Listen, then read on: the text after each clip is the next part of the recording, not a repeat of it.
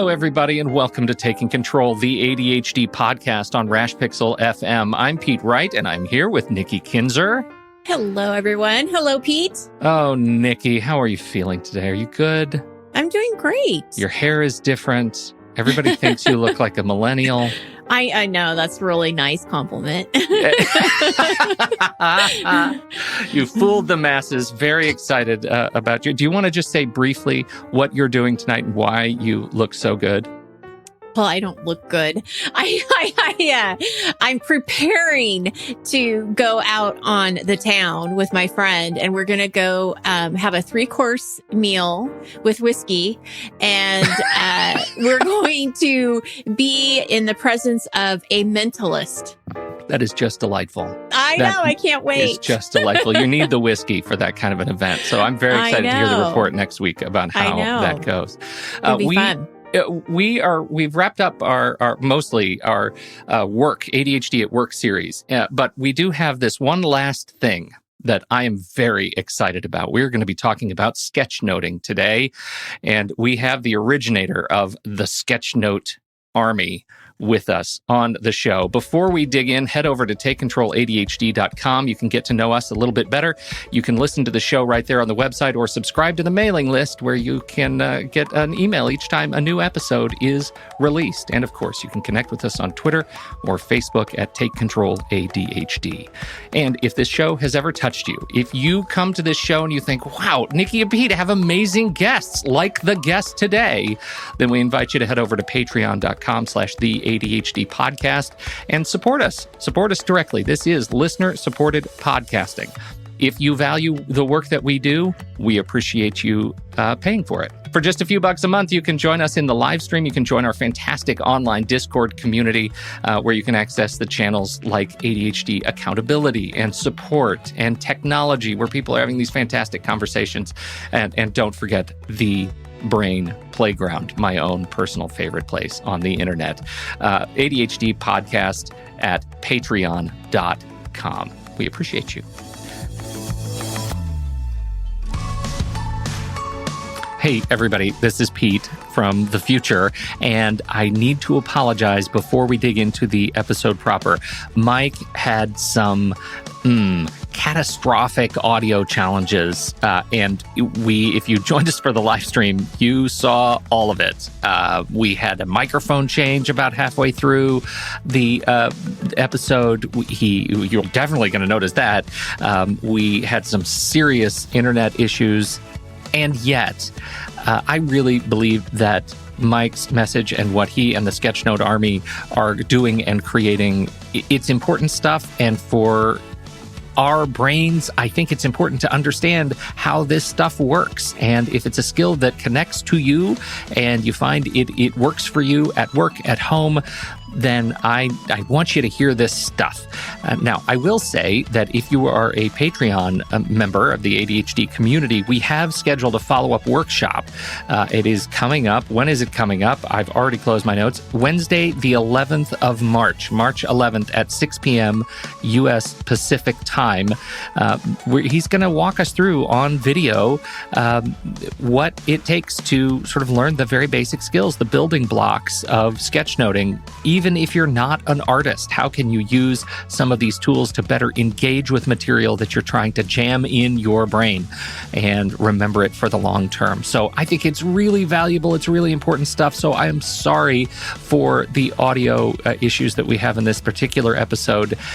And I invite you to wade through it, visit the resources in the show notes, and share your sketch notes. Let us know how you're doing. We want to hear from you. That's it. Enough out of me.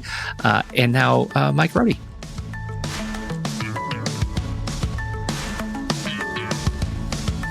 Mike Rohde is a designer and illustrator. By day, he's like a superhero, this guy. He works at Johnson Controls on human-centered design, research, innovation, and service design projects. When he's not there, he puts on the mask at night and he talks real dark. He's an illustrator. His work adorns the pages of a number of best-selling books, and he is the guy behind Sketchnoting and author of 2 best-selling books of his own, The Sketchnote Handbook and the Sketchnote workbook. He leads workshops teaching sketchnoting and the value of visualization, and he is here today to do the same for us. Mike Rohde, welcome to the ADHD podcast. Hey, this is really fun to be here. Thanks for inviting me on. Welcome, Mike. It's nice to meet you. This is the first time we've had contact, so thank you for being here.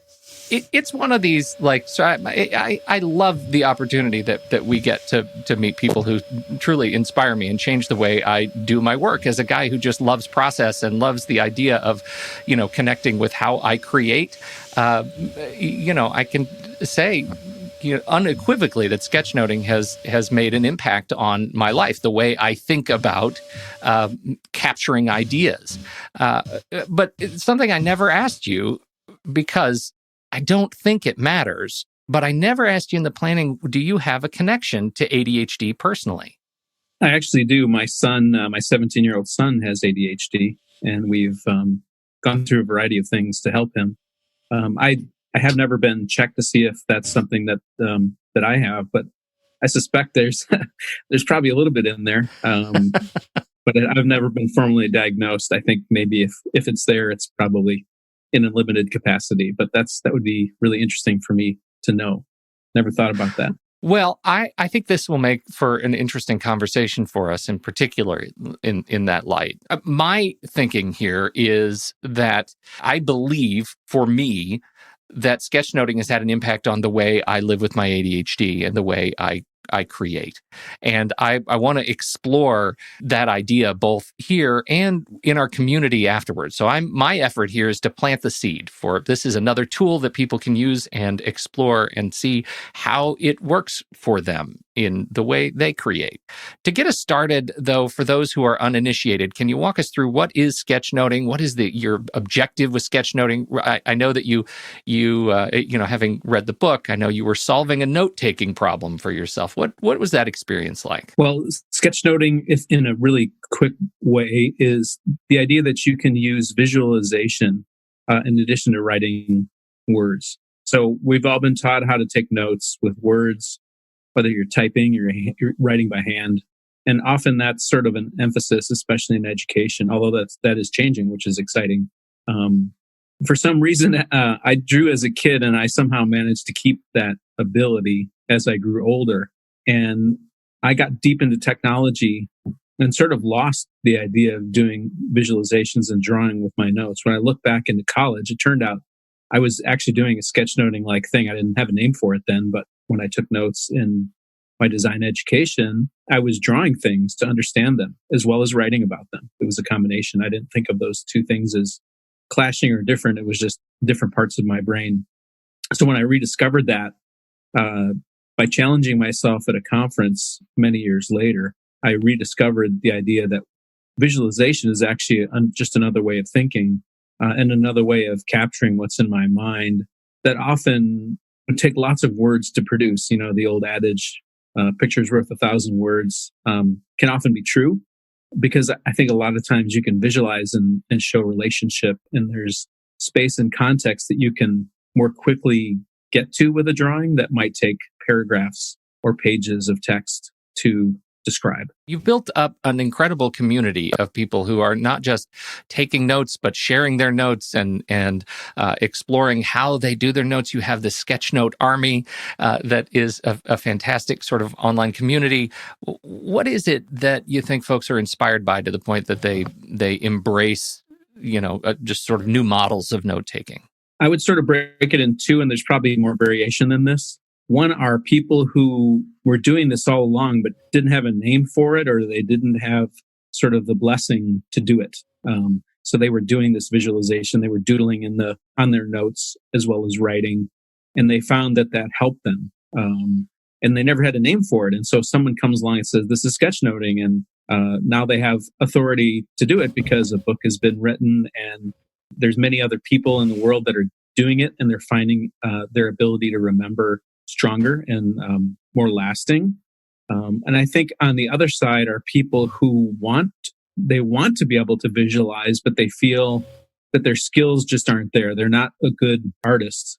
And so they feel that if I can't do drawing, then I'm just never going to begin.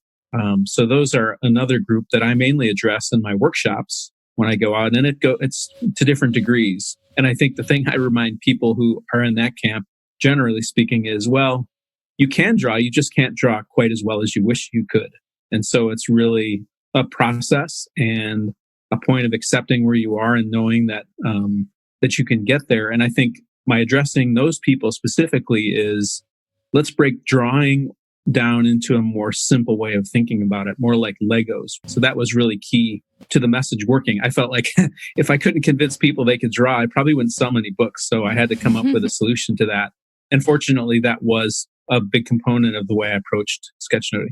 What is that effort like? Because I'm one of those people. I can't draw. I'm I'd say that, and of course I can't draw. I know that that's a limiting belief that I carry around to myself. Like it's a thing that I have said because I habituated it, and then I discover sketchnoting, and my process. I started doing this because I do a movie podcast, and I need to really invest in the movies that we watch for the show. And I started sketchnoting movies, and I found so much delight in my experience of going back and reviewing those notes, so much more so than I ever had in reviewing outlines. Those are delightful notes. Those are delightful notes that showcase the explosive value of symbols. When I can sketch out an ideogram of something, I remember so much more about the concept I was thinking when I wrote it. But I don't remember the transition that I made somehow between I can't draw to, you know what, I can sketchnote. So one of the first questions I ask in a workshop is, who can't draw? They raise their hand. So now we've admitted that we can or can't draw. Then I sort of remind them, well, you can draw. It's just maybe not to the degree you wish it was. And then for those of you who still feel that you can't draw, I'm going to break this down in a simpler way that will give you access to drawing in this way as a beginning point. Some of it is feeling like maybe if you stop drawing in like fourth grade or something like that, that you may still draw like a fourth grader. And so much like public speaking, there's a little bit of embarrassment, right? If I draw like a fourth grader and I'm a successful CEO or I'm a such and such or so and so, that reveals that part of me is not developed. And there's something wrong with me if that's the case. That's maybe the deeper thing that I'm sensing is going on. By providing sort of a basic way into it that's a little bit simpler, and I sort of sneak it up on them, for lack of a better word, by doing, I do drawing and I invite them to follow. I keep it very simple. And the very first exercise is we typically draw tree houses. So there's a really soft entry point into using the skills that gets them a little confidence. I really think it's important that you can't focus too much on theory and never have practice, because you'll just never apply things. So I feel like I teach enough to get them interested and then hit them with some practice, some kind of a real thing. And then they sort of I think that's the moment where they get it, when they've followed along and then they get a chance to apply it. It sort of clicks in many cases in their minds. And from that point on, nobody talks about not being able to draw anymore. It's really interesting how that shift happens. And then you start going into what you're experiencing, where you're remembering a lot more information. And I think research that's happening now, there's starting to be research around the use of your hands. So there's a physical aspect. There's also the mind part of it. And the research, I think, is still pretty early. But it's this idea that because we perceive and operate in two channels, one would be the written and one would be the visual. And the visual is very old, right? You think of caves in Lascaux and people wanting to mark. They didn't write anything down. They drew pictures, right? So that was a very elemental skill. And that these two channels may be developed next to each other, but they maybe access different parts of the brain because of the way we have grown up over time. And that if you focus only on just writing, you're sort of writing into one area of your brain. But if you're drawing, maybe you're spreading those ideas in different parts of your brain, and you start building almost like a mesh, a mix of writing and letters that spreads, all over the place, and then allows you access. It's a little bit, if anyone here is an old school computer person, they have something called RAID drives, RAID, and there's different ways that you can set up your RAID drives, right? You can have one that just mirrors, so you can have like two drives and the same stuff gets written to both. And the concept there is if one fails, you've always got a backup. There's another one, and I don't remember, there's different code numbers for each one. I think it's a little bit like the second one where you're sort of using more of your brain because you're using visual and text at the same time or in different sequences, but you're leveraging all the skills that you have and not just one portion. Does that any of that make sense? Well, it does. And I know Nikki is right with me when I say, isn't it great to have a proper nerd on the show who explains these incredible contexts by describing raid striping? I am very excited about that. I think that's what it was. Was that RAID 0? RAID 0 was RAID 0. 1. There was multiple levels. You could like stitch together 3 or 4. And, I love it. And that was a question I was going to get into. I mean, Nikki, this is one of the things where when you think about how you coach and how you engage people, the idea of accessing both the kinetic and the audio or the oral and the visual learning, right? That's how you make these new connections. And so I think this is an opportunity to embrace that and take action over it. Well, because most people, when I ask them what their learning style is, they'll say visual. Very little of them will say auditory. And so even though people listen to podcasts, they also like the transcripts of the podcast because they can read along and be able to write notes and things like that. So yeah, the visual aspect of it and connecting the concepts, I think, is really important. And I coach college students too, as well as adults. And I can see this working really well in a lecture type of environment as well. Well, and let's talk about that a little bit, because one of the things, I bring up sketchnoting and talk about just sort of what it is for me. And when I am talking to somebody who is, we'll say, uninitiated, okay, my wife, the first question that comes back is it's a bit skeptical, right? It's this, how could you possibly draw that fast? How could you possibly engage in the material and also be able to track what's going on while you're dictating it or while you're documenting it on the page? And so there's this concept of the mental cache that we have to address. For me, that's the elephant in the room, right? It's being able to track what you're hearing while you're drawing something else and somehow engaging the material, and for our purposes, living with ADHD, understanding that the mental cache is limited. The value, the gas tank, that it doesn't have maybe the capacity that others are used to. Can you talk a little bit about how you approach material in like a lecture situation or a live event? You've done some fantastic live events, and how that works in the real world. That's a really great. You went right to the heart of it. I think a lot of people misperceive, I believe, that sketchnoting is all about drawing or drawing well. But I believe sketchnoting is really about listening. So listening and making decisions. I mean, that was the realization that I had when I stumbled into this myself back in early 2007 was, in the past, I would write everything down and had the assumption I would just go through the jungle and hack through and find the gems in the jungle. But the problem was I never wanted to hack through the jungle, right? I had all these big piles of notes. And I just had no desire to go through and like search. Like it felt like doing the work twice. So my concept there was, well, what would happen if, let's experiment. What would happen if I simply listen very intently and I make the decision while I'm listening what's important and what isn't important. And then I just put down the things that are important.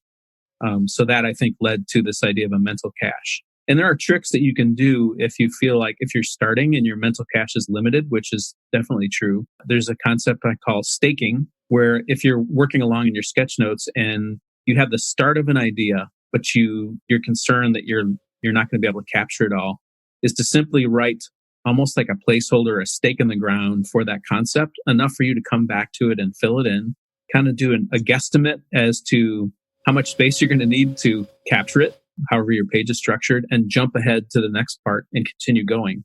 And the beauty of this staking is that you could actually stake all the way down the page. So you could get the main the start of the concept enough that you can revisit it, leave a little space, jump, do a stake, leave a space, jump, and then just make sure and come back while it's still fresh. And sort of as you're listening and analyzing, fill in that information. Or worst case scenario, go to the speaker and say, hey, you talked about these 3 points. I put a little stake in the ground for each one. I want to revisit with you because you're moving really fast. your information is so valuable that I don't want to miss what you said. Please tell me about this. What's this concept? And while they're talking, now you've got an audience and you can fill in that stake. Okay, now number 2, what about this one? Okay, and then you're drawing, writing, whatever, and that could be a way to approach it, either with your memory, if you feel like it's strong enough, or you could approach the person and ask them to refine. So that can be a help for someone who's beginning, or you're in a situation. It'll happen to me from time to time where information is just coming so quickly, but I do want to make a place for that, and I'll just leave almost like a placeholder, a stake in the ground. When you begin, your cache is a little bit smaller because you're just not used to that activity. It's like anything you practice, you will improve upon. And there's probably an upper limit of humans in general.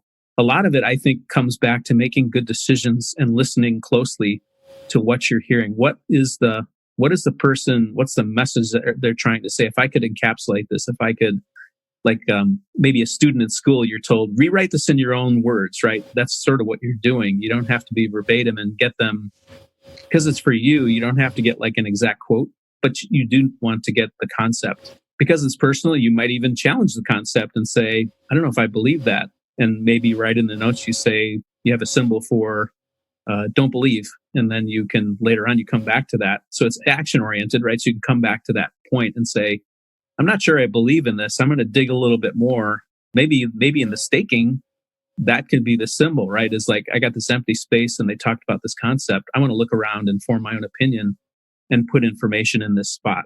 So it gives you some flexibility that way. But it definitely is something that you train for. It's something that starts small and expands. So your capacity gets better. And then you just start picking up on what the speaker's saying. I think if you start sketchnoting, you get pretty critical of speakers and you find who are good speakers and who are speakers that maybe don't have a good outline, or they tend to ramble. All those things start appearing, like you can't avoid them anymore. So be aware that you'll be a good critic in that sense. What you notice when you start sketchnoting is how adept speakers are at presenting their ideas clearly, and in essentially in a form that makes it easy to sketchnote. You say in the book the key to a sketchnote is logical organization that makes sense and captures the ideas. Think of good structure as meat and potatoes, and fancy art as the gravy on top. I think that gets to the methodology of sketchnoting that I like, that it's not a one-time thing, that it's okay. When most of us see pictures of sketchnotes, they're finished. They don't address the messy middle part that exists when you're staking ideas, when you're engaging, actually actively machining the material. When you are approaching an event, can you talk a little bit about how you strategize page layout, like how you plan the sketchnoting process? Yeah. So, I mean, a couple things that I recommend for people who are new to it is in the book, I talk about these 7 layouts that as I started looking at lots and lots of sketchnotes as part of the research aspect of the book, I started noticing mainly about 7 patterns that kept emerging. 7 was a nice number, so I chose 7. There's probably more. And they're just different ways to think about it. And each one I cover in the book as having benefits. Everyone has an advantage and a drawback, right? So my fallback tends to be linear, which is sort of like if you think about a book, right? Left page, right page, top left, bottom right. And that's pretty easy to start with. The next one is a lot like mind mapping, where you might start in the middle with a title and structure and then work out from the center, maybe in a clockwise fashion, starting at 12 o'clock and working your way around the page. And then there's a variety of other ones, modular, where you break the page up into sections. There's one called skyscraper, especially for panels of people, where at the beginning of the panel, you can draw the people's heads at the top, or your best shot at their heads, or maybe you save it to later when you can research them on Google Images. But you have a column for each person. And as they say things that are interesting, you just log it in their column. And then you sort of work the page with this structure in mind, slowly adding their commentary until the page is full. And sometimes if someone's more talkative, it's pretty clear who's talking and who's not. So it's sort of a visual way to identify who's dominating the discussion, or maybe even connecting the dots between 2 people who are talking together. And then there's a variety of others. Popcorn is one where you don't have to have a structure. You can just sort of go your own way. One of the things that I discovered specifically around layout, which can be, like you say, terrifying or scary for someone, is in school settings when I'm teaching teachers, I bring or I send ahead templates, and I could definitely give a link to this teacher resource that I've created. It's basically a PDF where you can print this on your home printer, and it's basically area blocks that have bold black shapes around them, and you slide it onto your sheet of paper if that's what you're using. And then you have a template that's behind the page that you can see through, and then you can follow the pattern. And when you're done, you slide the template out, and nobody knows that you had that secret template behind you. Another way to achieve it would be with pencil. So if you want to lay out with pencil, like how you think this thing is going to go, or maybe you want to try a layout and see how it works, you could pencil it in, do your inking if you're doing it analog, and then come back after everything's dry and use a good eraser just to erase the pencil. And then you wouldn't see it. A third way, which provides interesting effects if you're using ink or even on an iPad, is to use two colors, a black color, like a bold color, and then a bright color that's sort of subdued a little bit. So maybe like a bright blue or a bright yellow. And then you can sort of sketch the structure out in that light color and then go over it in the dark color. And oddly enough, it's satisfying the way the two colors work together, like especially if you're like drawing circles and trying to shape the face, and then on top of it, you're drawing the bolder face. It sort of gives you that structure. It kind of looks cool to have this underlying thing going on because it sort of reveals like where you were heading in an odd way. I don't know why it's so satisfying, but those are three ways that you can deal with structure. And I think it's sort of like an experiment. So I would say everything about sketchnoting to me is experimentation. Don't think of it as like, what you're producing is gospel truth and it can't be changed or it's right or wrong. It's like, well, we tried it and this part of it worked. Reflect on it and find out what works. And then the things that don't work, you just don't do those again. And you keep trying until you find your thing. I think that's really important for the ADHD mind to keep that idea that it doesn't have to be perfect and that you're practicing it. I can see it getting really easy for somebody to get so lost in the details and, not really capturing what they need to capture. So I'm glad you say that. It's a practice. They need to keep practicing it and see what works for them and what pattern works. And I like that. That reminds me to maybe use that as a term when we talk about what is this thing we're doing. It's the practice of sketchnoting. Yeah. Right. It's you like doctors practice, lawyers practice. There's other professions who, and they're, you practice as a doctor. You hope that you're doing good practice, right? Because somebody could be dead. Like in this case, no one's going to die. You just throw the thing away and do it again. Or especially, I think the other thing I would say for someone who's really concerned about that is to do your practice privately until you feel really good about it. And then, start trying these things that you've proven to work in a more stressful situation. So you're not putting yourself, unless you're really into that, like I'm sort of weird. Like sometimes I'll put myself in a situation, maybe not for a paid client, but if someone's expecting something out of me and I might try an experiment. But they tend to be small bets, little experiments where they may not even know that I was experimenting unless I told them, right? So even little experiments can tell you things and you determine, oh, that worked or that didn't work. I mentioned this in another place. I can't remember where. It's a TV show my wife and I started watching about these cheerleaders, I think in Texas or something. It's called Cheer. It's on Netflix. I've seen it. Really interesting. So the quote, we only started watching, we haven't finished, but the quote that the coach says, and I guess they show the good side of her, they haven't shown the bad side of her that we've seen, because apparently she's got a bad side. But I really like one quote she said. It was, we practice until we get it right, and then we practice till we can't get it wrong. So like, it's all the experimentation till you nail, like, this is how I work. And then you just keep on revving it until it feels so natural that you don't think about what you're doing. That's like professional woodworkers and other athletes and things. You like wonder, how does it look so fluid to them? It's because you don't see the hours and hours and hours and hours of practice that got them to that point to make it look effortless, right? Because when you try it, like, you totally fall over yourself and you can't pull it off. It's because you spend 500 hours practicing that thing, right? That's the difference. And often, I think, especially in our visual culture, the good side of visual is we have a lot of visual input now, Instagram and videos, and those are great things. But I think we can also be lulled into the idea, because we see it, that somebody just did that. Well, all the practice is hidden from us, and we don't see all the hard work that went into getting to that point. We just see the end point. And that's really where the meat of it is in the practicing of it and getting a little bit wrong and refining until you get it, right the way you want it to. The act of engagement is the messy middle, right? It's the part that, as much fun as it is to watch your time-lapse videos of sketchnoting a conference, it's great. You can see a whole conference come together on over 8 pages in 30 seconds. It belies the fact that you are an expert at this particular craft.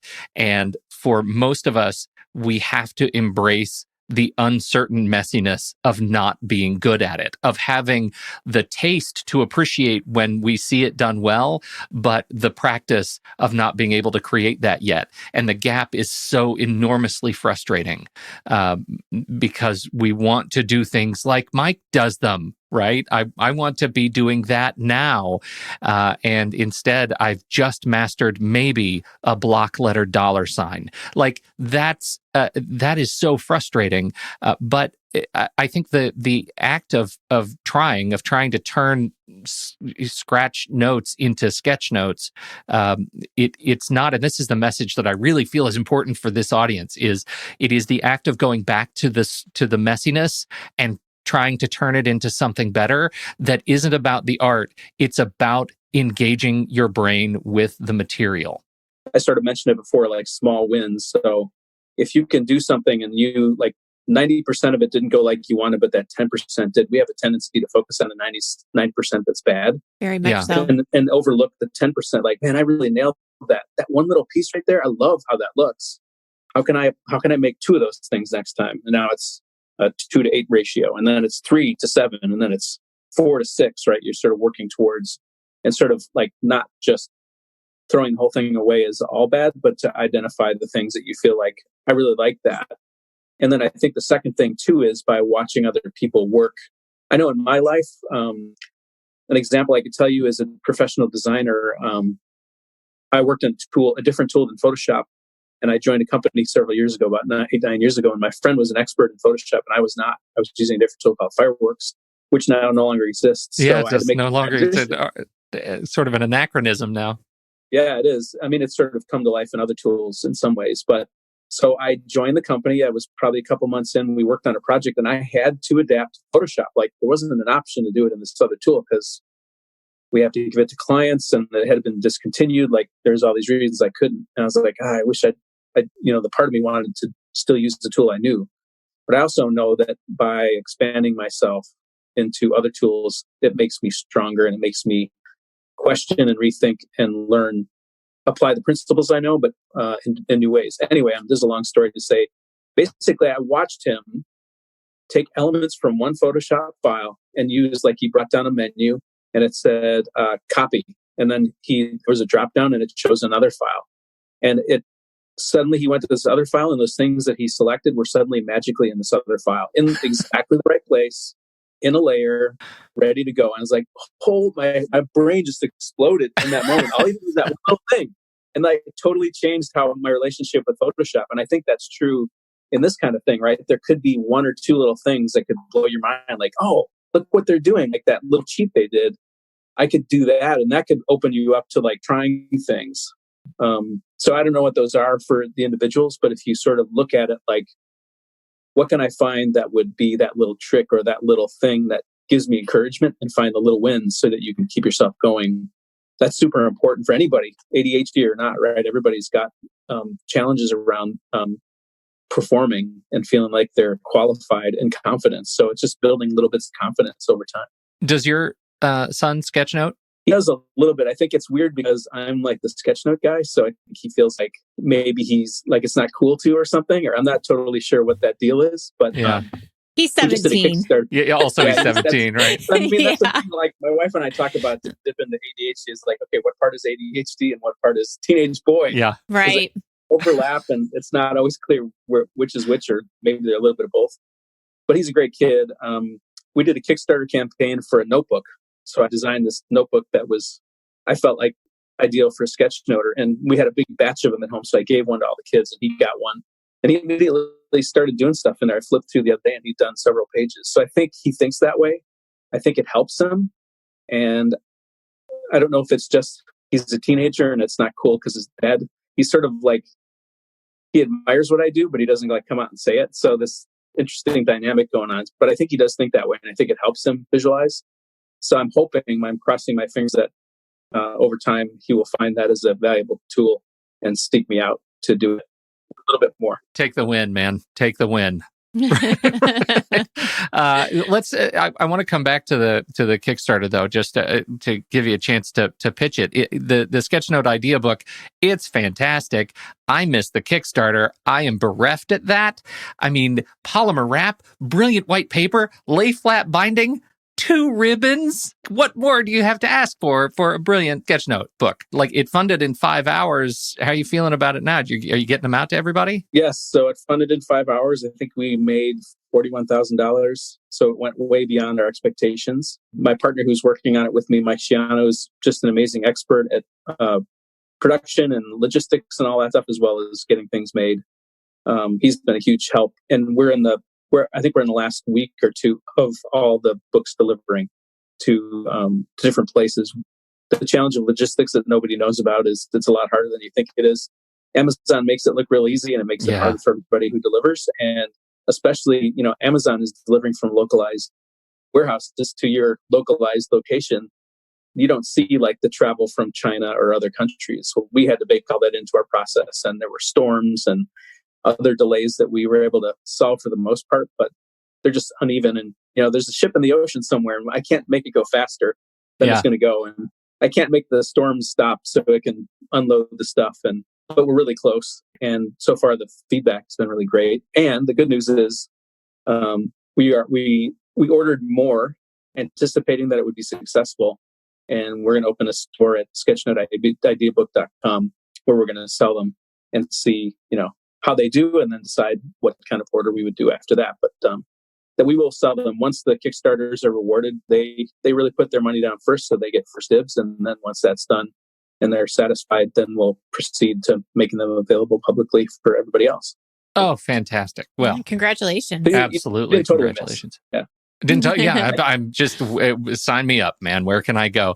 That does get us to the I think the practical question of the sketchnoting tool set, right? Somebody who wants to embrace the sketchnote lifestyle. What do you use? What do you need? What do you carry? It's interesting. When I did workshops at first, I gave away fancy notebooks and the selection of pens and all this stuff. And over time, I've come to realize that can often be a limiter. Like if you get a fancy notebook and you haven't learned anything, you might not want to write anything in that notebook because you don't think you're worthy, right? So over time, I've come to basically, I show up at a school district or wherever the place is. I say, bring me a ream of paper and a box full of Flair pens, one for everybody. And that's it. I don't need anything more than that. And then some kind of a projection, a way I can project my iPad because I draw for a good portion of the workshop. So everybody gets a couple sheets of paper and they get a Flair pen, and we do drawing. Like we don't really give them lots of options.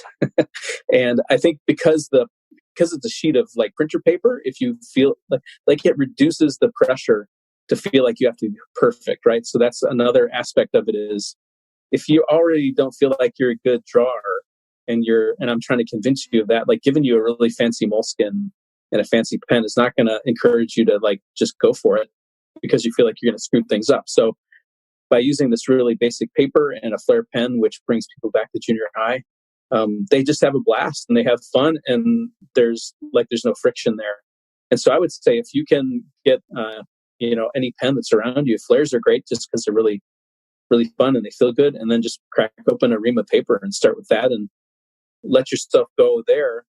The beauty also of using a ream of paper is if you get this resource pack that I'll provide and print out those templates, you can slide that onto the sheet of paper and use it as a template. And then you take it out and people think you're amazing. Like, how did you get that? How did you get that layout? You don't have to tell them that you slid a template behind there and that helped you. So I think that there's other advantages to that, but it's really cheap. And then you can go all the way up to fancy notebooks. You can do iPad Pros, and there's a variety of apps if you're into the iPad that work too. Well, and that is the next big curiosity for digital sketchnoting. What do you use? It looked like when you brought your screen up, was that paper? I've been a paper fan for a long time, and the reason I like it personally is because it's a little bit opinionated. So opinionated software is basically a developer has had a vision and they give you the options that they think are best. The other alternative is where it's like kitchen sink, where they give you every option, but it can be quite daunting. I can imagine for someone who's easily distracted to like get lost in Fiddletown, messing around with settings instead of just doing the work. So I kind of appreciate paper. We don't know anything way. about that. Yeah, I didn't think you would. So paper by WeTransfer is really great. It's free. I do the pro version, which is like $12 a year, and it gives me some advanced features that maybe most people wouldn't care about. Another great one is Procreate. I mean, I think it's like $8 or $9. Like I still don't totally get the math and how that actually works for those guys, but they do amazing work. They're constantly working on it. It's tons of brushes, a huge community. That's a really good choice if you have an iPad Pro. A third one to consider is Concepts, which is really interesting because you can do nearly unlimited canvases. It's got a couple of other neat features.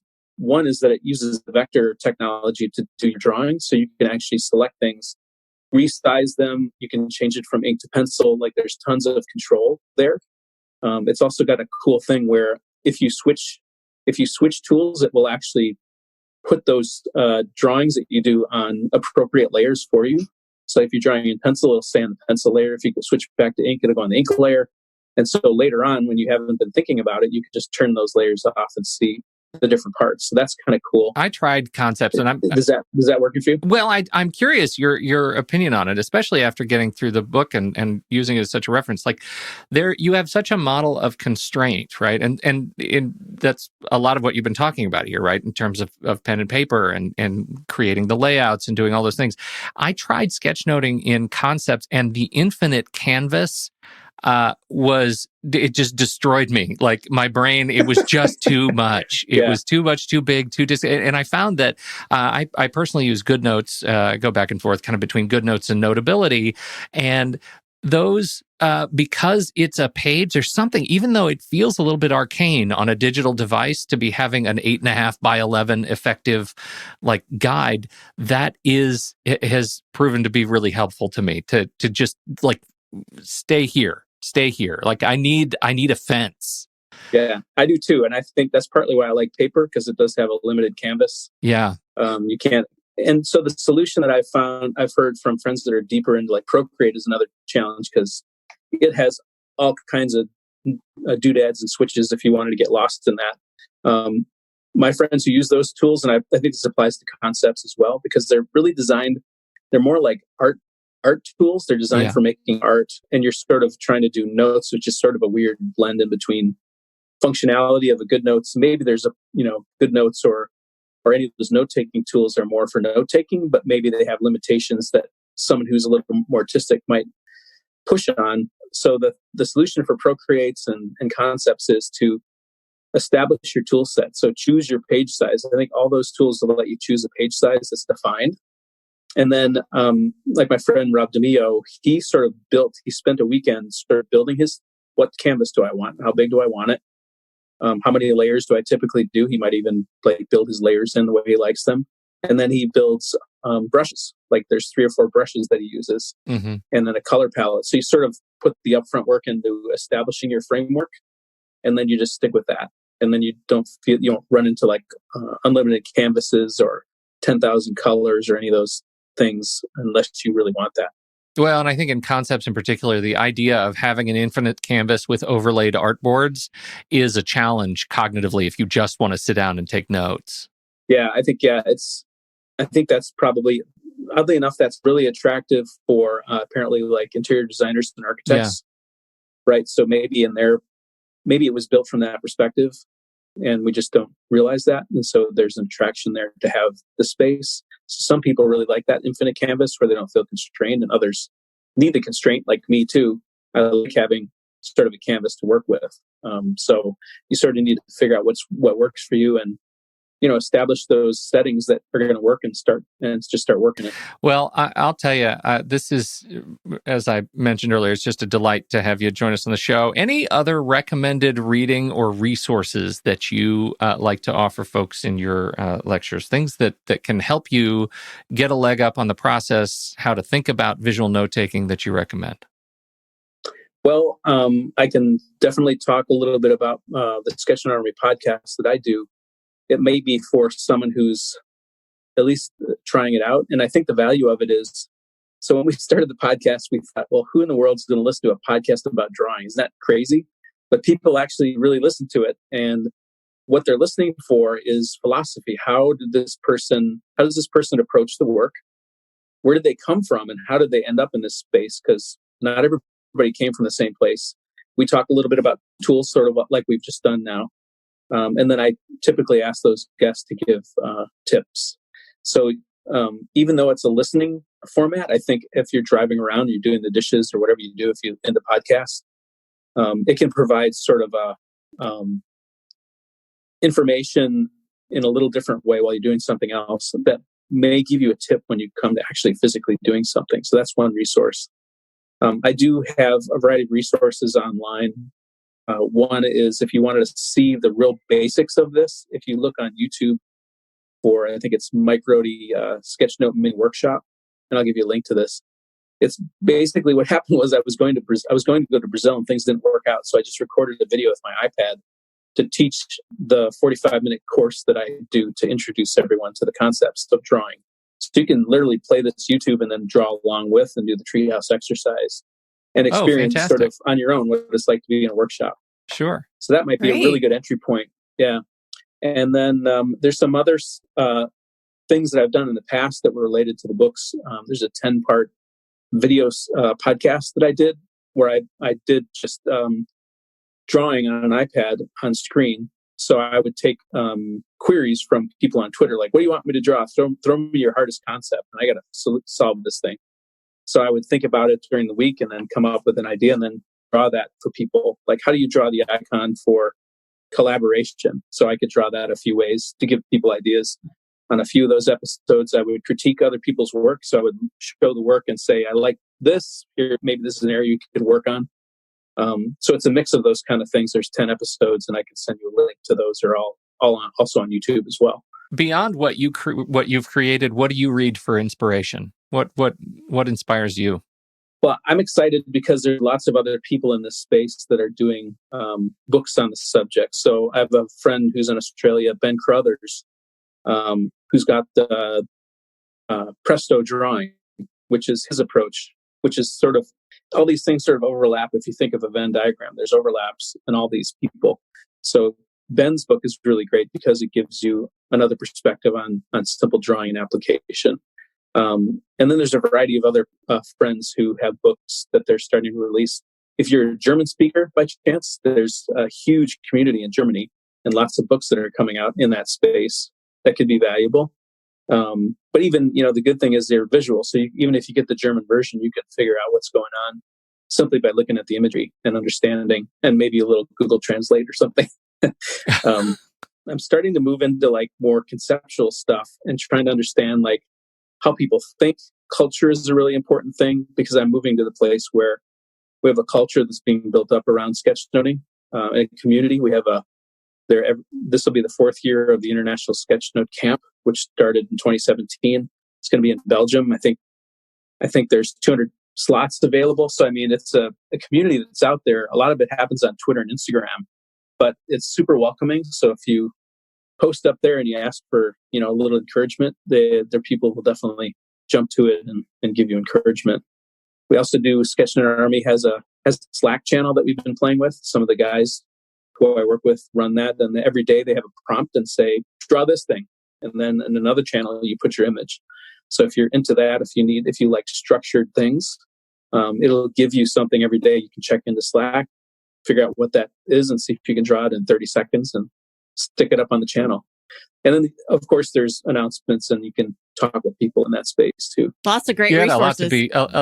This is incredible community. I'm really proud of the community. I think that's one of the things I'm most proud of. Beyond, I'm excited that I have a best-selling book. When we made the books, we didn't know that they would sell anything, so it's really satisfying to know that it's doing that. And I think there are two things I'm most proud of. One is the way the community is formed, and sort of the attitude of the community. A lot of communities can be really critical, and we talk about confidence and building confidence. Like there's no way you're going to build confidence if someone's going to come and like rip your stuff apart.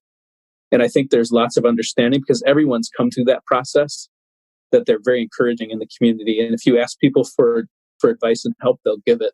So that I'm really proud of our community and the way their attitude has maintained itself over the last 10 years or whatever, in welcoming new people and not being like, there's a tendency for communities to be sort of inward looking. And I think I'm really encouraged that our community tends to be outward looking and welcoming, which is not easy to do.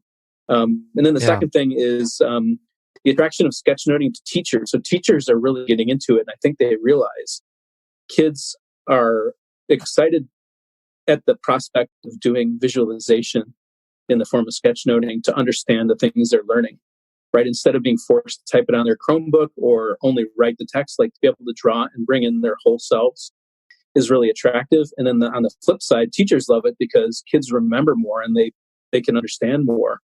And so they see benefits. So there's lots of positive stuff happening in that space. That's typically where most of my workshops are happening, are with teachers and with school districts. And then teachers themselves are just going to these conferences, teaching what they know. That's the mark of like a concept that's moved beyond.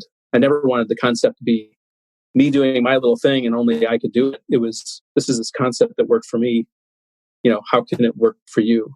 And enough principles that it's transferable, but core enough that you got something to work with. And I think it's exciting to see teachers really jumping on that and applying it in their classrooms, in their curriculums, in practical ways that kids can approach it and use it. And then it becomes a tool that the kids have, instead of having to relearn it when they're 30 years old in a workshop, they've got it as part of their toolkit when they go to college and when they go onward. Now it's a strength for them. And then when they get to a company like this, they're not afraid to step up to the whiteboard and explain their concepts and draw and collaborate and listen and turn that into something that the whole group can agree on, instead of assuming that you agree and actually not agreeing and then having arguments and nothing happening. So that's the long-term vision that's exciting. Well, it is really exciting, and it is a real treat for you to share all of this with us on the podcast today. And I just can't tell you how much we appreciate your time and your generosity to hang out with the ADHD podcast crew here. Well, this has been a blast, other than my computer's all crapping out at the wrong times. It's been really fantastic. You guys are great. You know what? No one will ever know. Besides that, no one will ever know. That's right. Exactly. Thank you so much, everybody, for downloading and listening to this show. We deeply appreciate your time and your attention. On behalf of Mike Rohde and Nikki Kinzer, I'm Pete Wright. We'll catch you next time right here on Taking Control, the ADHD podcast.